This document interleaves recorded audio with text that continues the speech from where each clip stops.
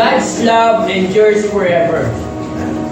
Purihin si Yahweh sa kanyang kabutihan, pag-ibig niya'y tunay, laging tapat, kailanman.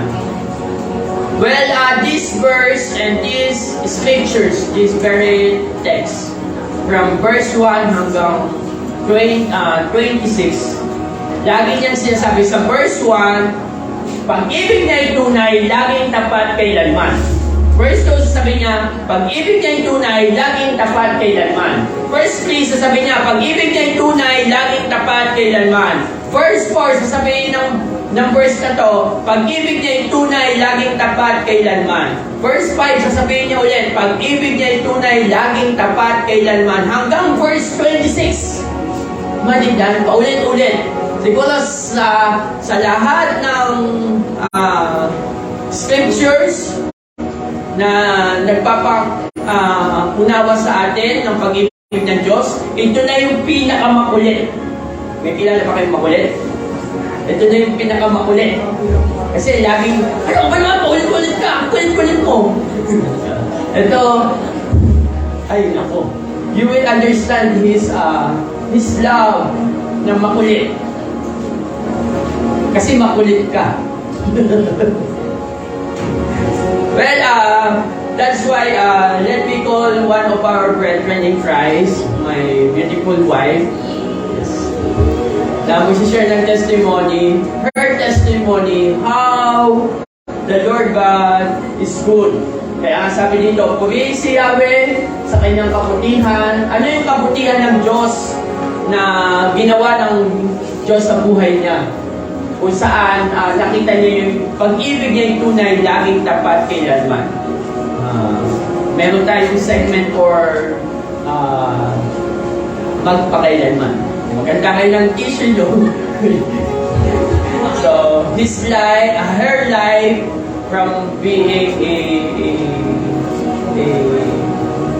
a girl in a province and a life as a wife, be a mother for Rio and our next baby.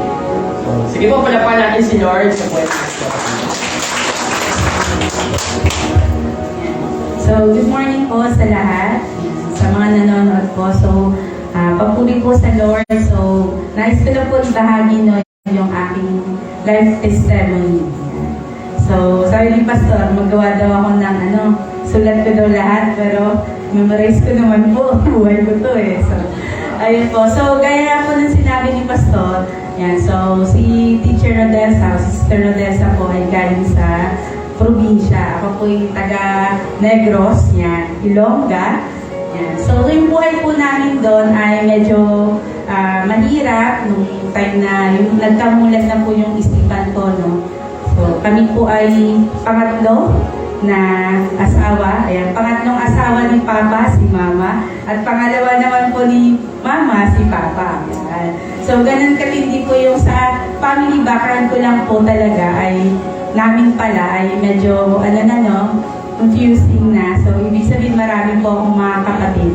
So, sa buhay ko po nung nasa probinsya po kami, medyo mahirap po yung kalagayan namin doon. Since, both of our parents talaga ay walang trabaho, pumunta sila dito ng Manila at kami po yung lumaki sa lola namin.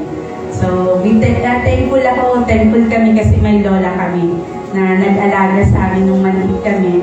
So, syempre, kapag wala kang magulang, so automatic, hirap talaga pagdating sa pagkain, yan, financial, talagang sobrang hirap nung time na yon nung kami nasa probinsya.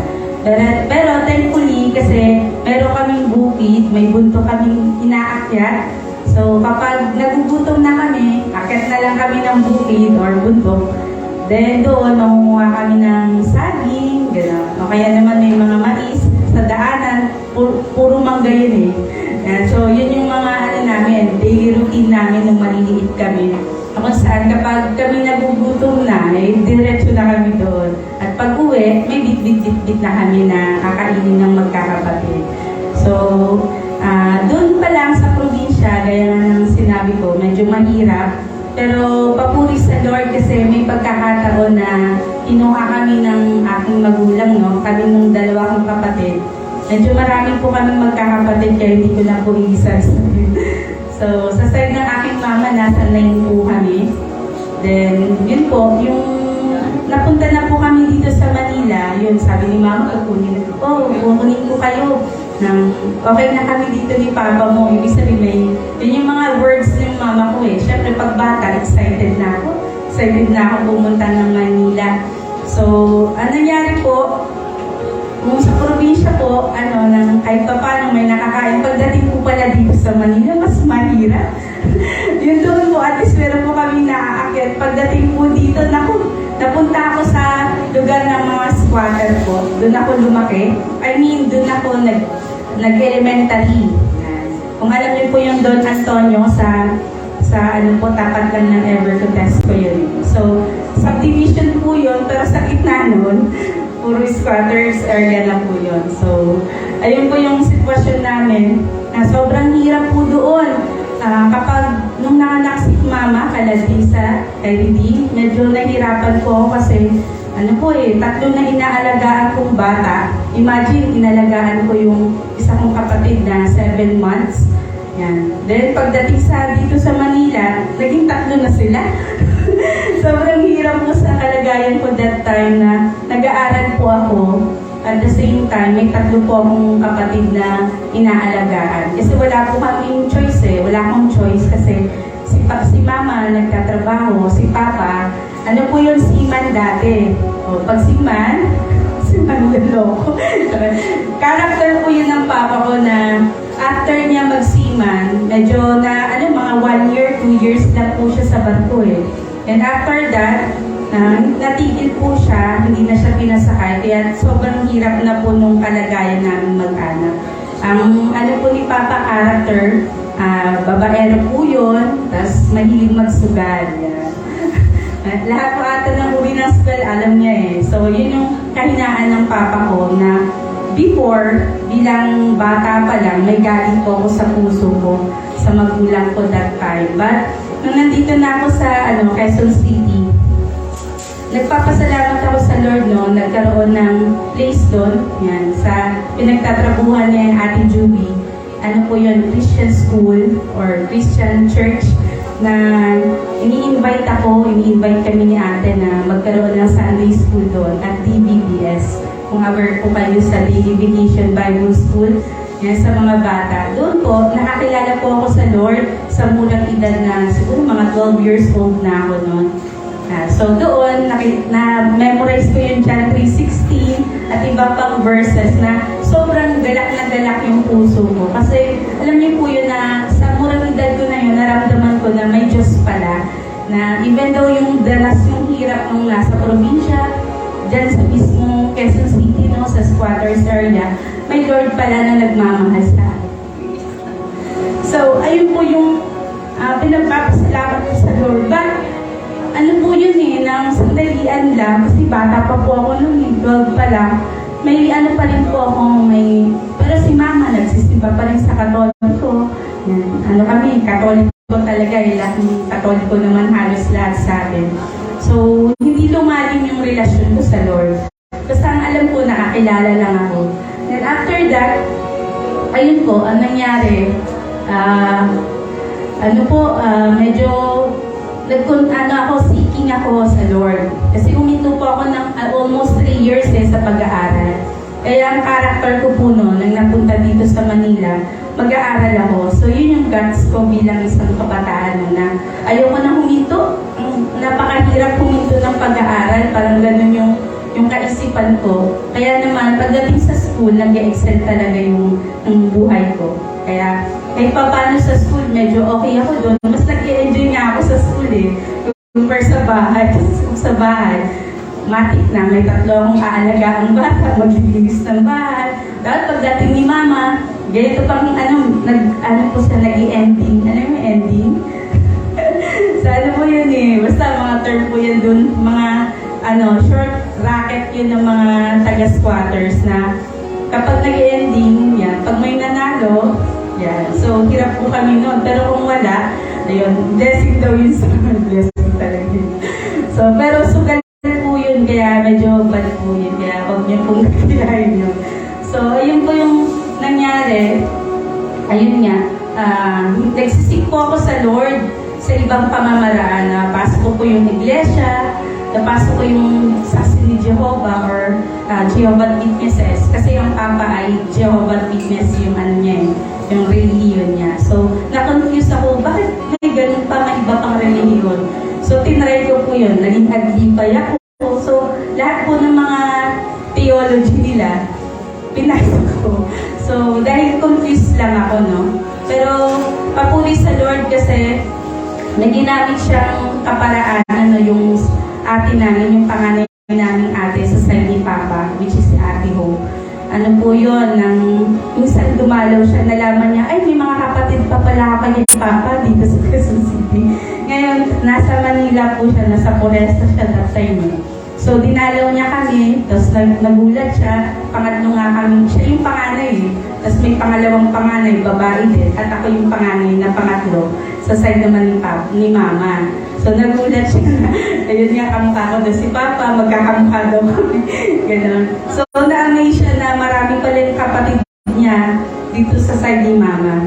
At nagulat siya one time, minsan ano lang po yun every month, once a month lang po siya nagdadalaw sa amin, nangangamusta. Then, etong one time, pumunta sa Quezon City nga, sa bahay namin.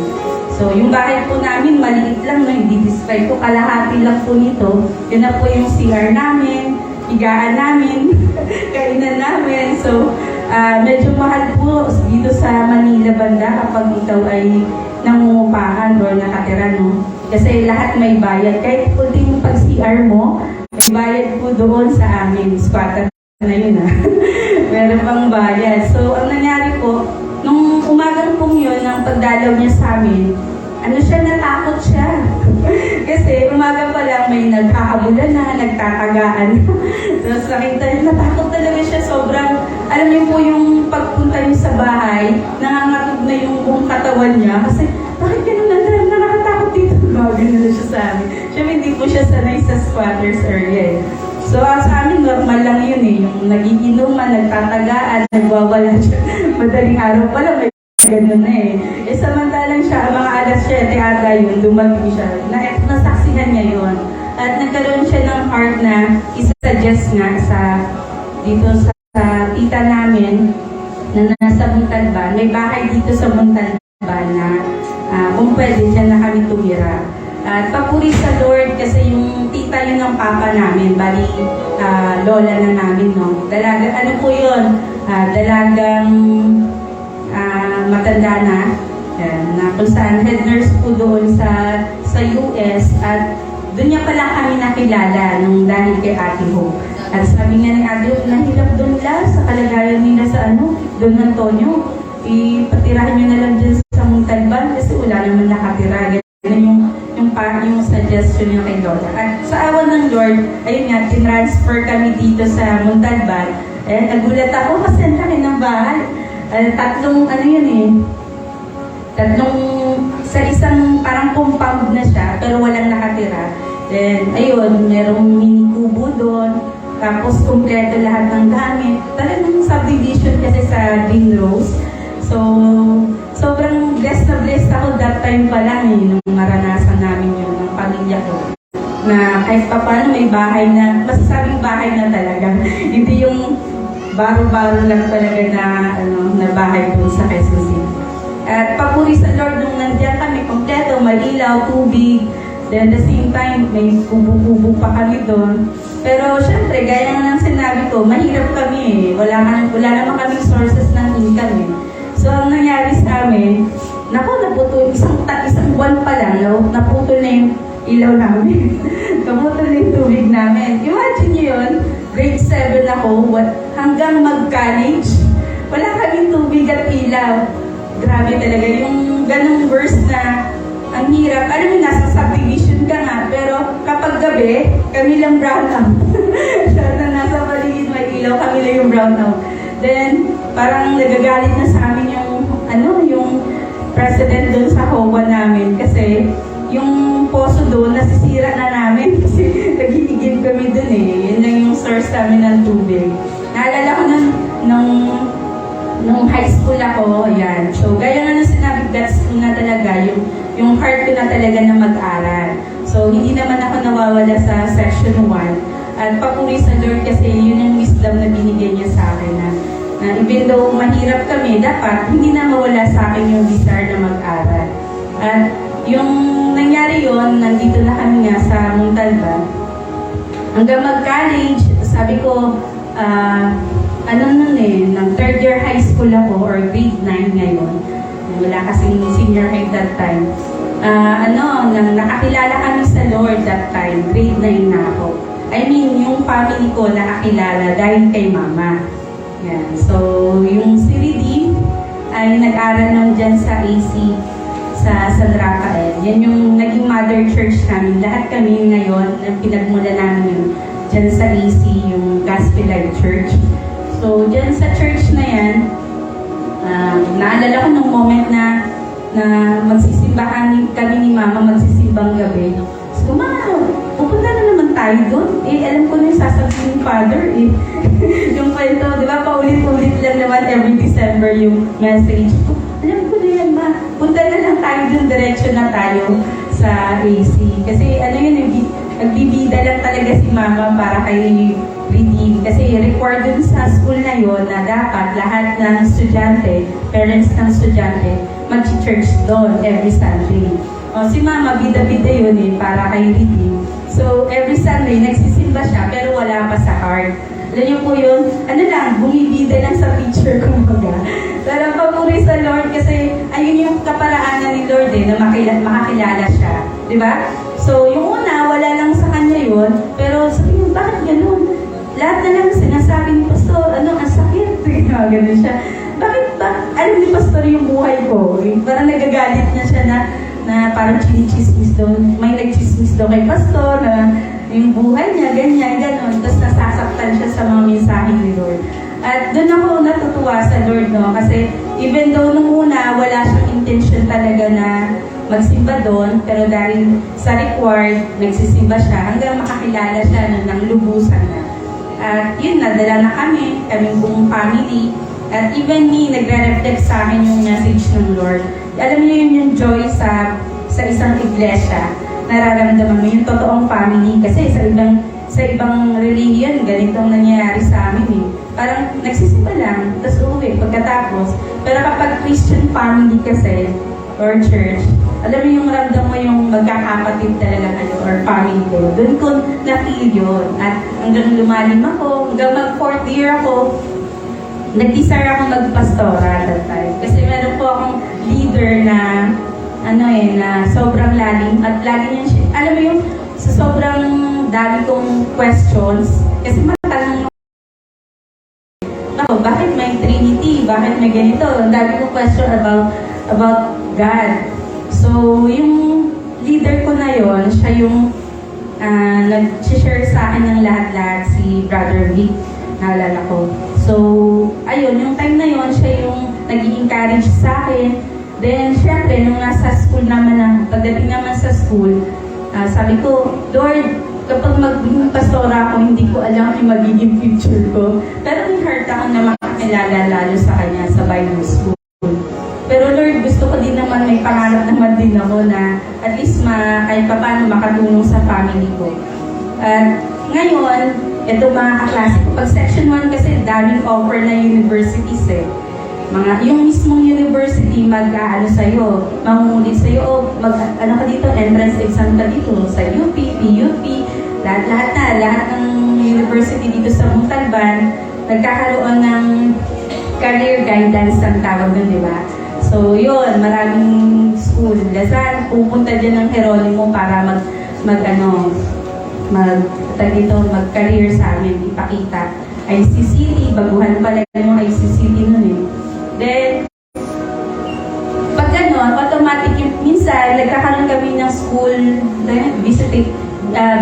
school visit na pupuntahan namin yung isang university at the same time, papakita nila yung facilities nilang magaganda. So, automatic, puro section 1 lang yung pinapapunta dun eh. So, nakaka-encourage pero ang mahal. So, wala naman akong kakayahan nun. At yung pamilya ko, di ba, na mag-aral sa ganung kamahal ng ang gaganda nga sana, pero wala eh. Kaya yung sabi ko, Lord, siguro magpapastora na lang ako, o kaya naman sa military, kasi may background ako ng scouting eh. So, baka papasok na lang ako ng TNT, kasi libre naman yung pag-aaral doon. Basta ganun yung mindset ko. Then, one time, nagkayaan itong magkakaklase, kaya magkaklase. Mag-entrance exam tayo ng PUP. Tapos, sabi ko, magpapastora nga ako, papa-entrance pa ako. Parang feeling ko, maghihirap pa ba ako? Sabi ko, banda muli, doon alam ko naman ang babagsakan ko. Pero nag-pray ako sa Lord. Sabi ko, Lord, sige, mag-entrance exam ako. Since maliit lang ang tuition fee dun 13 pesos per unit, diba? Unlike dito, kahit nasa Montalban ka na, 100 eh. Sa CDM, sa pamantasan dati, then URS ang mamahal. So, kung PUP, 13 pesos lang. Then, sabi ko, Lord, kapag pumasa, ito yung deal ko kay Lord. So, Lord, pag pumasa ako dito, so, ibig sabihin, tinatawag mo ako maging teacher talaga. Then, kapag hindi ako pumasa, ibig sabihin, pastora talaga ako. Ganun yung deal ko kay Lord eh. Then, nung nag-entrance exam na nahihilo ko nun kasi nanibago ulit ako sa biyahe. Siyempre, Montalban, papunta sa doon sa entrance exam sa PUP. Medyo nakakapagod, hindi na ako sanay sa biyahe. Hindi nahihilo ako nung habang nag-exam, mga alas 8 yun. Madaling araw pa kami pumunta. Then, bandang dulo ng questionnaire, hindi ko nasagutan kasi time na. Alayos ko, wala, papasa ko pa ba to? Wala na akong, parang gano'n na yung doubt, nagda-doubt na ako. Siguro, magpapastora na talaga ako. So, gano'n talaga yung mindset ko. Pero sa awa ng Diyos, nung lumabas na yung result, ayun, nagulat ako kasi andun yung pangalan ko. So, ay Lord, ibig sabihin, gusto niyo po talaga ako magkaroon ng ibang path. Siguro kung magiging pastora man ako, may ibang kaparaanan ka. Yung aking deal kay Lord. Then after po nun, ayun, nag-aral ako. Pero God's grace lahat eh. Habang ang buhay ko po nun bilang estudyante, bahay, church, school. Bahay, church, school. Paikot lang yan. Pagkagaling ko sa school, diretso sa church. Tapos uuwi lang ang bahay para matulog. Mas masarap magstay sa school and church eh. Kasi sa bahay, kasi wala nang ilaw, wala pang tubig, hindi na hirap kumilos sa bahay. Kaya alam niyo po yung parang ang hirap kumilos ng bahay dahil wala nga lahat. Then, mga time nung naniligawan niya ako ni Pastor naalala ko naghihigib pa yan. Minsan may dala-dala na siyang kahoy. Alam niyo po yung kubo namin, ay naubos na. Nagawang paggato. So, sobrang hirap po nung struggle namin nung college po ako Then, alam niyo po yun, even though hirap ako, pero may joy ako. Alam niyo kung bakit? Kasi nasa Lord na ako Na parang andali naman ng lahat kapag na-kay Lord ka. Even though nakakaranas ka ng kahirapan, pero may joy ka sa puso mo na binibigay ng Lord. At may ginagamit siyang instrument na i-bless ka. At natutuwa ako dun sa kapitbahay namin. Kahit even though ganun yung kalagayan namin, hindi kami katulad ng mga nasa probinsya pala na hinaapi kami, minamaliit kami. Kasi nakikita nila sa buhay ko na sa buhay namin magkakapatid na nagsusumikap kami even though wala kaming tubig, wala kaming ilaw. So, sila yung nagbibigay sa akin ng baon everyday. Nalala ko yung almusal ng kapit ng mga anak niya, yung kapitbahay namin. Ang ginagawa niya, babalutan niya na ako sa plastic ng yelo. Bawa, yung baon nila, yung almusal. So, sa plastic ng yelo, lalagyan na ng kanin, tsaka may ham sa taas. Ayun, so everyday, yun yung baon ko. Then, yung isang kapitbahay ko naman, manager yun ng isang organization. Binibigyan niya ako ng 300 pesos per week. So, yun na yung pamasahe ko every week sa school. So, alam niyo yun, akala ko hindi, dahil na kay Lord na ako, parang piling ko matatapos ko naman yung pag-aaral ko. Hindi naman ako papabayaan ng Lord. At yun yung pinagpapasalamat ko sa Kanya na sobrang, naalala ko meron pa akong utang. Kasi nangyayari, syempre, kulang naman yung 300 pesos. Sa kanila nga, 100 per day lang. Ubus na, sa akin, isang linggo, college pa ako, di ba? Then, may ano pa, may syempre pag university, medyo magastos dun eh. Maraming requirements, meron pang sometimes may ano dun eh, may mga activity kami na kailangan namin maglaan ng oras sa computer, gumawa ng program, may mga website, yan. So, gumawa kami that time ng college eh. So, wala talaga akong extra money. So, ang nangyari po, nangungutang ako sa kaklase ko, kaibigan ko yun. 5 kami magkakaibigan eh, na 4 taga Montalban, 1 taga Quezon City. Tapos yung kaibigan ko na yun, medyo may kaya. So, lady, pautangin mo naman ako. Okay, mag-chat na, mag-text na ako, pautangin mo nga ako kasi wala akong pamasahe pa uwi. Kasi syempre, gagalaw ko na yung pamasahe ko. Then, ang nangyayari po, hanggang sabi ko, ilista mo lang ha. Ilista mo lang, huwag ka maawa sa akin. Ilista mo lang yan lahat. Babayaran din kita. Hanggang graduate na po kami. Alam niyo po yung utang ko, magkano? Naka 7,500 ako. Laki ng utang ko sa kanya. Pero 4 years yun, imagine. Every time na mamumutang ako, ililista niya lang na ililista dun sa cellphone niya. Then, umabot na ng 7,500. At glory to God, kasi yun nga, yung school ko medyo kilala. Kaya nung nag-a-apply na ako, wala pa yung diploma ko, nag-a-apply na ako sa mga school dito sa atin. So, pinasahan ko lahat ng resume. Ayun, pumasok agad kasi kilala yung school eh. Ngayon po yun, hindi na ako naghirap, hindi pa ako nagpapakilala. Sa pangalan pala ng school, pinasok na agad ako. At papuri sa Lord kasi hindi pa ako graduate, nagsisimula na ako magtrabaho. At yun yung pinagpapasalamat ko sa Lord kasi yun, yung unang sahod ko, yun yung pinambayad ko kay lady. Then yung kalahati, binigay ko na sa mama ko, parang first day ko. At papuri sa Lord, no, sa ganung bagay. At nagpapasalamat ako sa buhay na ginawa ng Lord sa buhay ko, sa family ko. At yun nga, nung nagtrabaho na ako, nasa private school, 2 taon, pangatlong taon, di-decide na magpakasal. At yun, naging maayos naman yung aming kasal. Nakakatuwa si Lord kasi dream ko yun eh. Lahat naman siguro ng babae may dream na maganda yung kasal, di ba? Maayos. At syempre, sabi ko, parang lang yun. At medyo may fear ako. Kaya hindi ako nagbo-boyfriend noon kasi alam niyo yun, nadala na kay Papa eh. Parang may fear ako na takot ako sa lalaki na magkaroon ng relationship. Kaya wala talaga akong boyfriend na nangyari. Maliban sa sabi ko, Lord, kung sino yung una na magiging boyfriend ko, siya na rin yung huli. Siya na yung mapapangasawa ko. At yun nga si Pastor.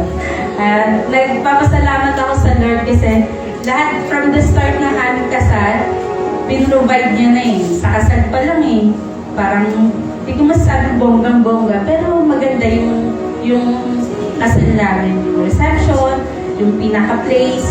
Sobrang na-bless ako. Akala ko nga nananaginip ako nun eh.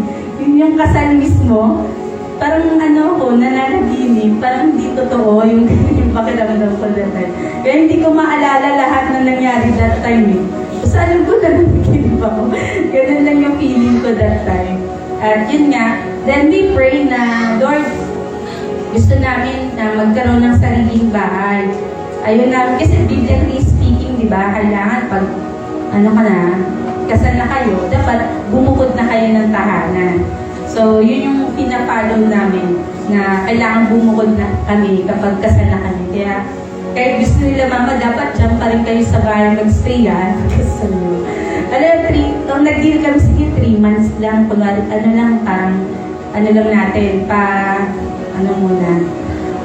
Pero, 3 weeks lang, hindi na namin nakayanan. Sige, gusto na tayo. Mahirap kasi kapag nasa family kayo. Kaya ang dami namin, di ba, magkakapatid. Sabi ko nga kay Mama, ngayong kasal na ako, baka hindi na ako makakapag-abot, ha? Nandiyan nagtampo na sa Mama, eh. Baka hindi na ako ulit makakapag. Kasi ako may sagot ng tubig ilaw ko rin. Ayun namin nung time na nagtatrabaho na ako. Pero sa ito ngayong may asawa na ako, baka hindi na ako makakapag-abot. Pero ako po magpapaharal sa mga kapatid ko. Kaya yun naman yung dinil ko sa Lord. Yan kay Rodel, yan, sa mga kapatid ko, ako na nagpaaral. Then, Sabi ko, babawi ako, ma. Lagi na. Ma, babawi ako. Pag okay na ako, okay na kami, tutulong naman ako ulit. Pero sa ngayon na nag-i-start kami bilang mag-asawa, hindi pa siguro. Kaya medyo nagtampo yung si mama. Imagine, pinag-aral niya ako ng pagkatagal-tagal. Tapos biglang 3 years lang ako naglingkod sa kanila. Tapos umalis na agad ako. Kaya medyo na-hurt ako nung una. Na-hurt ko siya, kumbaga. Pero papuri sa Lord kasi, ayun nga, binigyan pa rin kami ng Lord ng wisdom. Kaya ngayon mahirap kami. Hirap talaga. Kasi first, parang kukuha pala kami ng bahay dito pa lang sa place na to, di ba? Naalala niyo po. Nangupahan muna kami dyan sa phase 6 hanggang nakita ni Pastor yung bahay na to na binibenta. Then, ayun. Sa awa ng Lord, sa buhay nung nandun kami, nagtatangkalilan kami nila Sister Helen. Kinontak namin yung may-ari ng itong bahay na to. Na yun nga, plan namin na magtayo. Ang front lagi namin, inunta ko yun, sabi ko, ma'am, wala pa po kami ganun kalaki yung hinihingi na 500. Pero mabibigyan naman po namin yung kalahati. Kasi plan po namin na lagyan ng church and school. Baka yung school po yung magsusupply ng natin, expenses. Yung mag-iipon lang po kami ng 1 taon, tapos bibigyan na po namin yung kalahati. At nakakatuwa lang kasi ang bait nung may-ari, alam niyo po yung sabi niya sa amin nung nagharap kami, sabi niya, actually marami nga nag-o-offer sa akin ng cash eh. So yung gano'n. Pero dahil narinig ko, yung nasabi mo sa akin na magiging church to, syempre na na-touch daw siya. Yung bahay na pinundar niya ay gagawing church.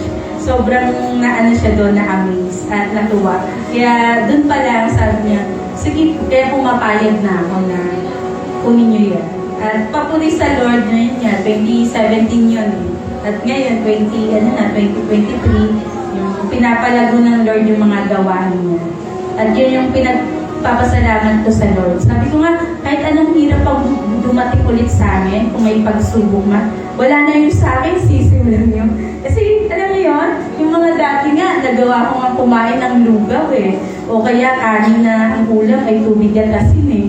So, ngayon pa kaya na, di ba? Yung provision ng Lord nandoon at yung biyaya niya nandoon. Kaya sa lahat-lahat po talaga, nagpapasalamat ako sa Panginoon. Sa kanya lahat yung kapurihan at pasasalamat.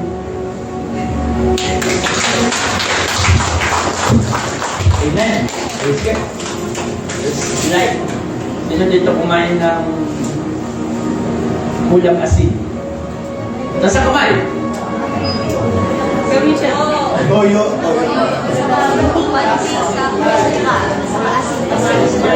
Pastor, may tanong ako. Ikaw ang first boyfriend. Ikaw ang first girlfriend. Pangatlo. Pangatlo ko siya. Bali, yung dalawa, sila sabi ko lagi sa kanila kasi, nung sinagot ko sila, lagi ko sila sabi sa kanila, magpapastor ako. Dinadala nila ako sa sa church nila yung Catholic na. Doon pa nga sa St. Peter napasama ko dito sa St. Peter na doon, laki. Yung sabi sa'yo, magpapastor ako. Dahil doon, nagpag-iwalay ako sa kanila. So, then pumasok ako sa Bible school. That's our life. Tama yun, subdivision, nagigib ako ng tubig. Nagsisibak ako ng panggatong. Minsan, yung cabinet nila doon, pinapaklas ko para, kasi sila naman ako na doon. So, para gawin panggatong. So, walang TV, kasi binenta din nila yun. Aircon, binenta din nila yun, no? So, lahat ang gamit doon naubos. As in, imagine mo, yung isang bahay na subdivision na kumpleto gamit, yung doon, yung tawag doon, yung upuan na mapa, sala set, panggatong. Yes. Sigot lahat. So, that's, life. Nagigib ako na ng isang jam ng tubig. Pupunin ko yun. Talagang nasa tubig ka ng panliligo. So, salamat sa Lord. And the Lord is so gracious. That's the life of Sister Rodelsa. Amen. Palapakan natin minsan pa si Lord. Hallelujah. Well, bisan pa, God's love endures forever. Psalms 136 verse 1 to 26. Let me read to all of you. Verse 1, sabi nito, purihin si Yahweh sa kanyang kabutihan, pag-ibig niya'y tunay, laging tapat kailanman.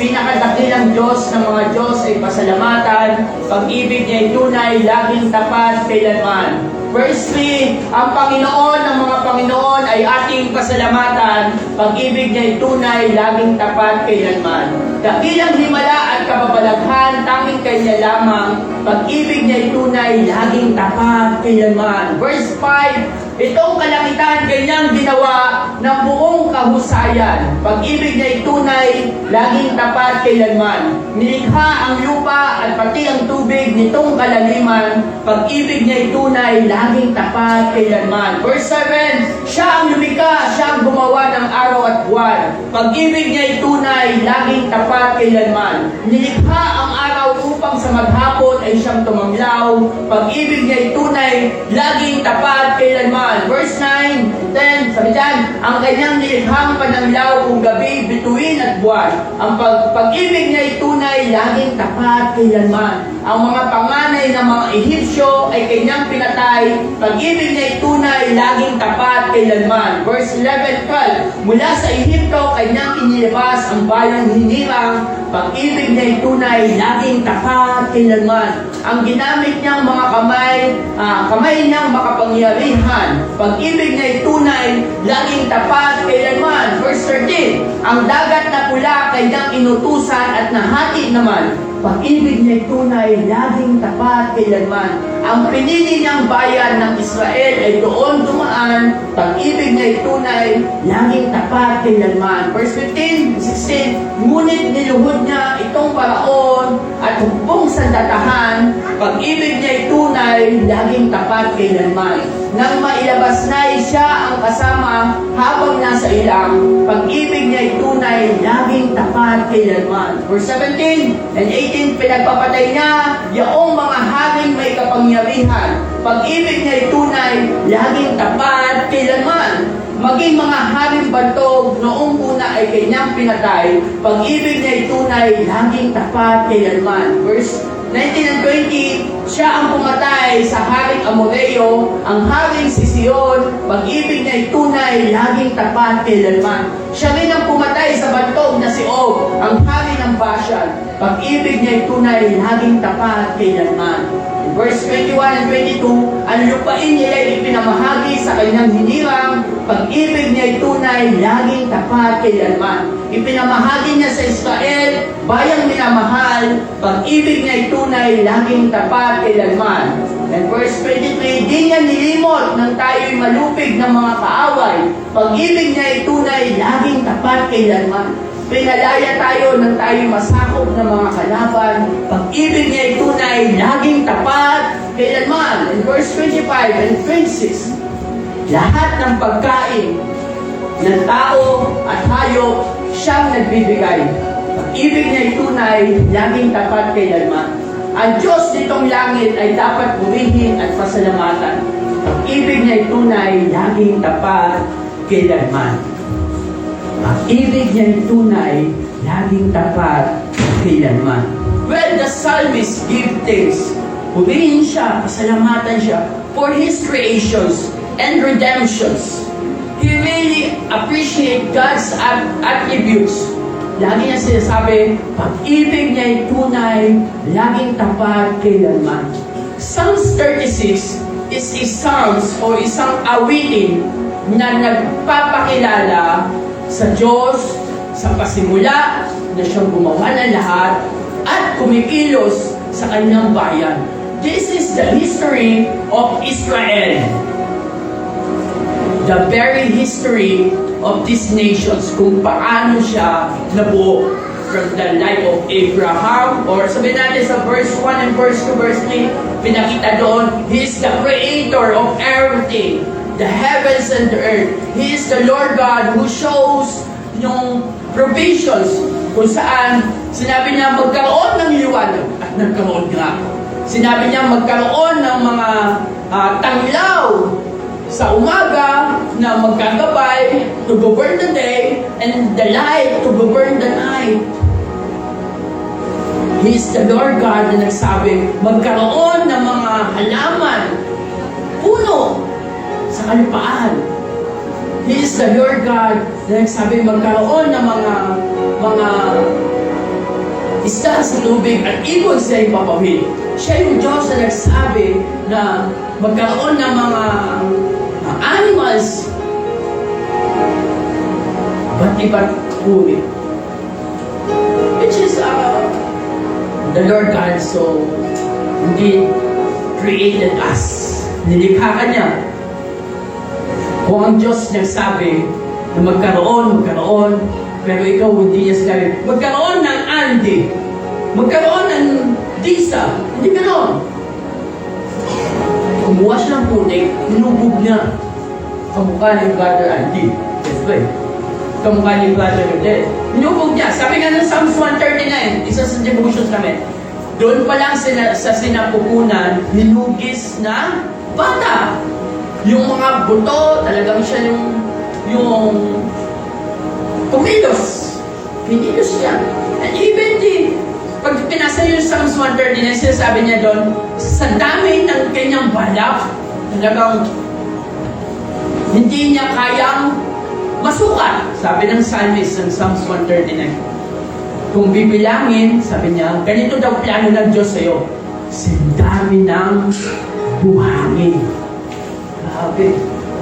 Sa dami ng buhangin. Kaya, Stephanie, may plano si Lord sa'yo. Sa dami ng buhangin. Isa-isayin mo yun. This is the purpose of the Lord God. This is the plan of the Lord sa buhay ko. Kaya nga importante na we read His Word. Dahil doon mo maunawaan yung plano ng Diyos kung anong gagawin ko sa mundong ito. Kailangan mo maunawaan yung tatakbuhin mo. Simply every one of us here may purpose. May calling ng Diyos. Ngayon, kung wala ka na. Pag tapos ng purpose mo, pag sinabi mo, tapos ng purpose ko, ay naku, mamaya, wala ka na. Kukunin ka niya. And which is, the Lord God showed His provisions from this Israel. Naging alipin sila, yes, sa Ehipto. And yet, niligtas sila ng Diyos. Pinalaya sila ng Diyos. Hinati niya ang dagat na pula. Sila'y dumaan doon. Niloob ng Diyos ang paraon, bumabol. Kaya nung siya'y humabol, siya'y kinabunan ng dagat. Ang kanyang mga karwahe, mga kabayo. Sila'y nakatawid doon. Sila'y nakipaglaban. It's a war. Kung saan, if they going to conquer the land, the promised land, which is leading by Joshua, leading by these people, si Caleb. Nakipaglaban talaga sila doon sa mga Amoreo, sa mga Hiteo. Talagang tinalo nila ito. Because the Lord God is with them. The Lord God shows provisions and help sa buhay nila. From being slave, naging warrior. From being a warrior, indeed, a nation's lahat ng na-conquer nila, pinamahagi sa bawat angkan. Nagkaroon ng sarili-sariling lupain. Hanggang sa may tayo ang bayan Israel. Dumating si Nebuchadnezzar, sila'y ginapos, sila'y ginawang bihag for 70 years sa Babylonia. Dumating yung Persian Empire. They conquer. Nakabalik sila sa promised land.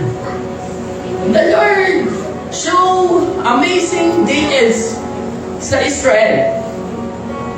Dito pinapakita yung biyaya at kabutihan ng Diyos sa buhay nila.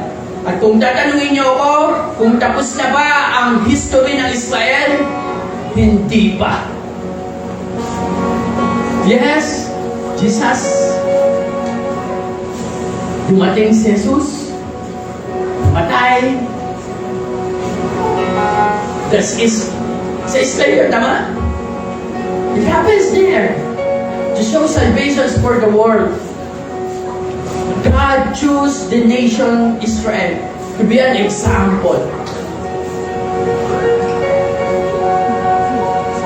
Even these nations failed. Palpak to paulit-ulit. Paulit-ulit. Matigas yung ulo. Lalo na kapag binasa niyo yung Book of Judges. Ay naku, paulit-ulit. Magiging mabait, 40 years na magiging mapayapa, then magkakaroon ulit ng kaguluhan, kasi matigas ang ulo nila, magpapadala ulit si Lord ng sugo niya, ng isang bukong na maggagabay sa kanilang lahat para maging mapayapa, para ipaglaban sila sa mga kalaban. Mabait sila ulit. Pag namatay na ng hukom, ang kulit na naman nila, matitigas na naman ang ulo nila. And the Lord sent is together with Samson, na kung saan the strongest man, a lot of things happens, and which is these nations, the history hindi pa tapos. The history of Sister Rodessa hindi pa tapos. Your history is not yet done. But in every details na meron ka, gustuin ko man po na patayuin kita dito sa harapan, ngayon din, kulang yung oras natin para masabi mo yung goodness ng Diyos. Alam ko, bawat isa sa inyo may sasabihin patungkol sa kabutihan ng Diyos sa buhay niyo from the very beginning. Sabi nga doon wala pa nga tayo dito, wala ka pa, hindi ka pa sinisilang, sinulat na yung Psalms 136 from verse 1 hanggang verse 26, nagsasabing, His love endures forever. God's love endures forever. Dito makikita ninyo, number 1, the goodness of God. Number 1, the goodness of God, which is the author reminding us in verse 1 and verse 26 na nagsasabing, we must be grateful sa goodness ng Diyos. Magalak ka sa kabutihan ng Diyos. We must understand yung gratefulness sa God's love, kasi yung pag-ibig niya walang hanggan. Walang hanggan. Sabihin niyo nga po, walang hanggan. Sabi na dito, give thanks to the Lord for He is good, His love endures forever. The God of heaven, His love endures forever. Number 2, pinapakita dito the uniqueness of God. In verse 2 and verse 3, God is distinct from other deities. Sabi nga niya doon sa verse 1 and verse 3, He is the Lord of Lords and the God of gods, na above all, siya ang Panginoon ng mga Panginoon.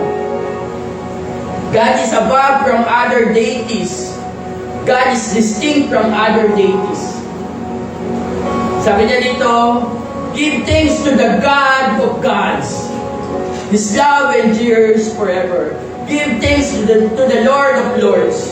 Number 3, the wonderfulness of God in verse 4. God's working miracle. God's working wonders. How He created everything. How the Lord God gave life to everyone. How the Lord God sustained everything. To Him who alone does great wonders, His love endures forever. And number 4, the mightiness of God in verse 5 and verse 9 and verse 25 na nagsasabi, God is full of wisdom. God is full of creative works, who by His understanding made the heavens. His love endures forever. He spread out the earth. Grabe, ang talino ng Diyos, ang galing ng Diyos. Pag nakikita mo to, He is the Lord God. Sabi nga doon according to science, there is no life without light. Kapag walang liwanag, walang buhay. And what is the creations of God? The first creation? The light. Magkaroon ng liwanag. Nagkaroon nga. He created land. Which is, sabi niya, let the dry ground appear. Mula sa tubig, lumabas. Malantad yung kalupaan. Dinako niya lahat ng tubig sa isang dako at lumabas ang kalupaan. At lumabas, magkaroon ng mga pananim. At nagkaroon na. Grabe yung wisdom ni Lord. Doon sa isda. Sinabi niya doon sa tubig, magkaroon ng mga isda sa kalaliman ng tubig. At nagkaroon ka. Nakita ko doon sa Facebook Sabi doon sa Facebook, sa pinaka-reels or sa isang social media yun.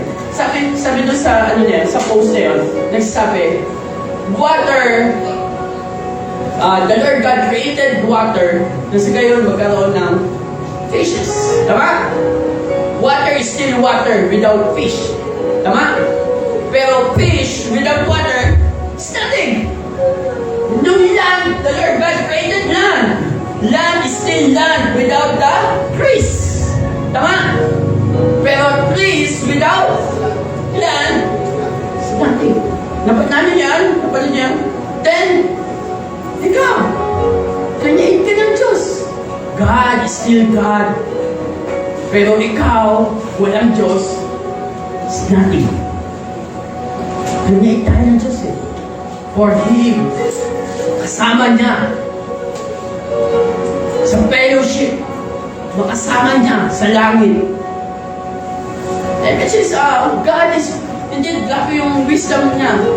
Grabe. Tama yung sasabi ng ng science. And which is, His creative works, He aligned everything. The sun, the moon, and the star. He aligned His creations. Ngayon, yung science, usapan ngayon yung science, yung core natin, di ba? Dito sa pag-ikot. Ay, susunod doon. Grabe. Na ano yan, nabanta niya sa social media, yung discovery, the core, yung pinakagitna ng earth, ng mundo, yung mainit, yung bolang mainit, which is katumbas niya ay sing-init ng araw, yung surface ng araw, hindi naman totally yung araw, which is huminto daw sa pag-ikot. Umiikot daw yun eh. Pero nagbabago daw talaga yung ikot. It could be mag-reverse daw ng ikot and so on according to sa data. Well, God is in charge in everything. He is the one who is in control. Ano man yung mangyari. Hindi natin alam. Kaya nangyari yun, baka dumating na siya. Saan darating siya? Tama? Well, number 5, the thoughtfulness of God. The thoughtfulness of God. Na nagsasabing, He performed miracles. To Him who struck down the firstborn of Egypt, to Him He punished the magistrate. He prospered His people. Talagang kinalaban niya, pinagtanggol niya ang bayan niya. Ganun din ang gagawin sa'yo. Ipagtatanggol ka niya, tutulungan ka niya, gagapin niya ang mga kaaway na umahadlang sa'yo. Kasi gusto ka niya maging prospered.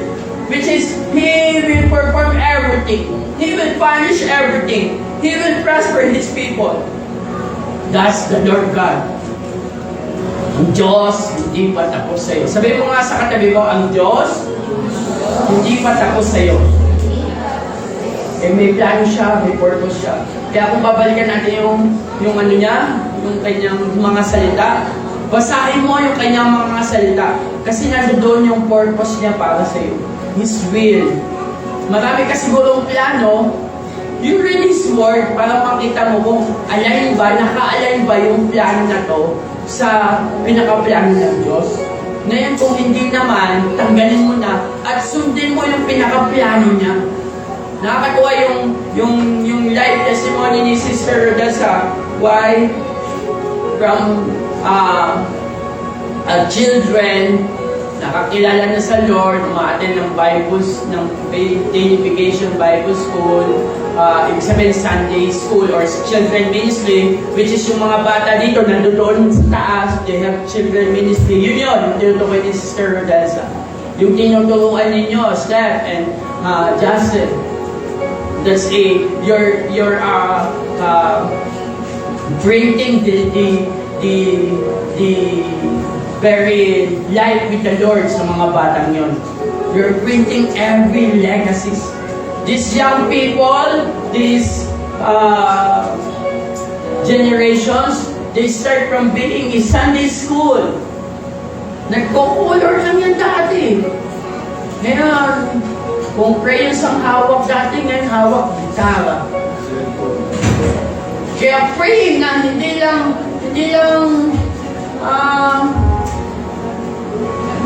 doon natatapos yung gagawin ninyong dalawa. Ha? Guide them hanggang sa sila lumaki. Hanggang sa makita nyo silang nasa Panginoon. Totally. That's one thing na pinapakita sa inyo ni Lord. That's one of the purpose. Sa mga magulang, may purpose sa inyo si Lord. Sino dito born again? Taas ang kamay. Nakakilala si Lord. Tumanggap sa Panginoon. Amen. Nandito ka sa church, parents, para maging malakas spiritually.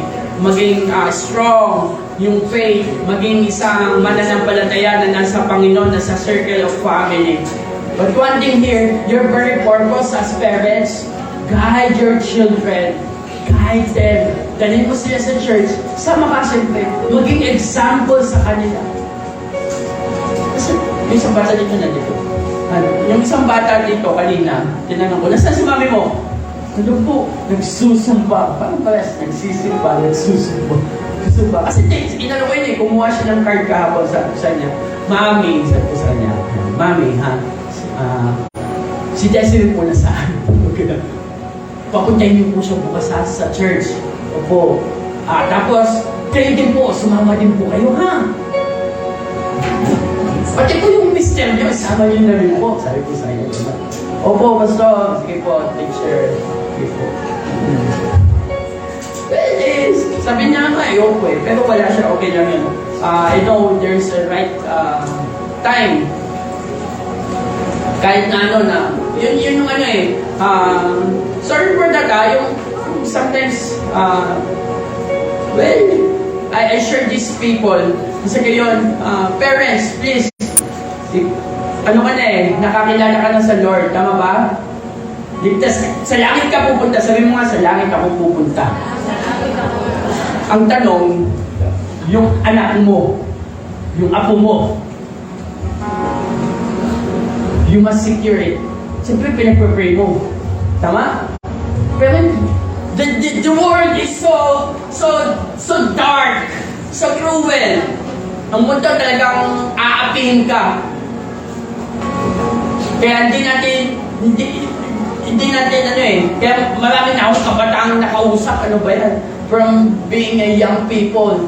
Ay, grabe. Lagi ako sabi, huwag ka muna mag-asawa, huwag ka mag-asawa. Opo, pastor, opo, kuya. 30 years old, 15 years old, nagsawa na. May anak na. Nakakatuwa yung ano. Pag nakikita ko sa Facebook, nakapost yun, salamat sa Lord. Ano naman eh, nakakatuwa si Lord. We fail. Ang totoo niyan, nagkakamali lagi tayo, palpak tayo lagi, tama? Palpak lagi tayo. Pero nakakatuwa, God's love endures forever. Why? Tinatawid na.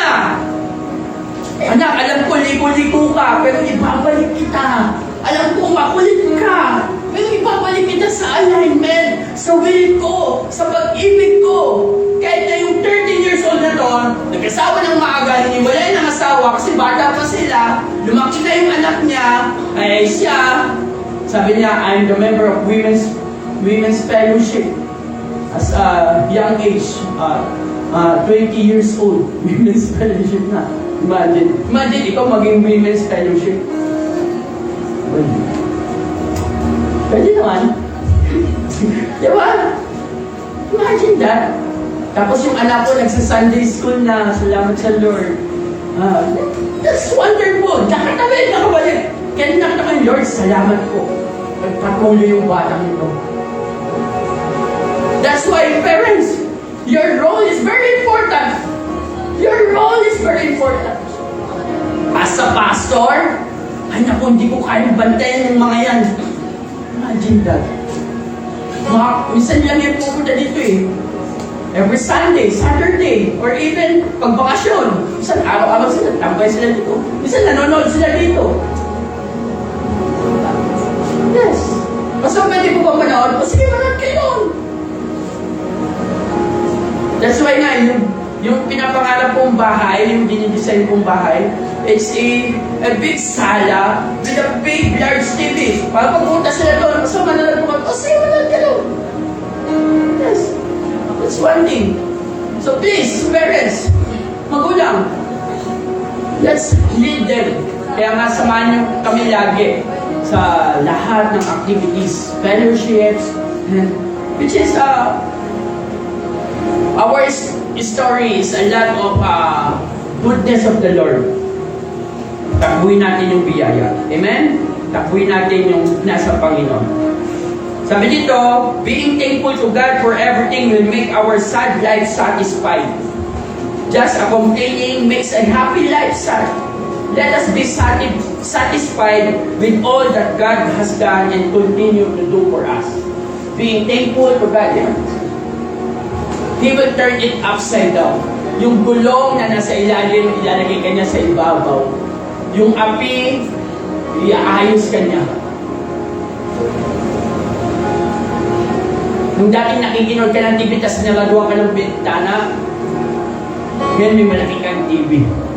Tama. Sabi niyo, sa inyo na yung TV niyo. Ako nagkaroon ng TV. Sinabi niyo ba rin yun? Sinabi niyo yan? Sabi? Di ba? Yes. So, God, let us be satisfied with all that God has done and continue to do for us. He will continue to do for us everything. Para sa ikabubuti mo. Para sa iyo, para sa iyo, para sa iyo, para sa iyo, para sa akin, para sa lahat. God loves you. Ito niyan, namatay siya sa krus para sa gayon, ikaw ay maligtas. Namatay siya sa krus para ipakita na nagsasabi siya, hindi ko kayang mabuhay kung wala ka. Dapat mamatay ako sa krus para mapawalang sala ka. Sa gayon, maging malinis ka, makasama kita. Kasi muli akong mabubuhay, nakasama ka. Shall we all stand, please? Yes, Heavenly Father, we are grateful sa mga salita mo. Salamat sa kabutihan mo. And marami pang journey yung tatahakin namin bilang mga nakakakilala sa iyo, bilang mga anak mo, bilang mga narito, Panginoon, the generations ng bawat kabataan, apo, anak, bawat kapatid. Your love endures forever para sa bawat isa. Nananatili, pag-ibig mo'y tunay, laging tapat. Sa kabila na hindi kami tapat, sa kabila na makulit kami.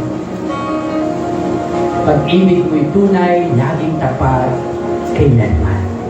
Salamat, Lord. Pinupuri ka namin, pinupuri ka namin. This we pray in Jesus' name. Amen. Di ba, wala pa natin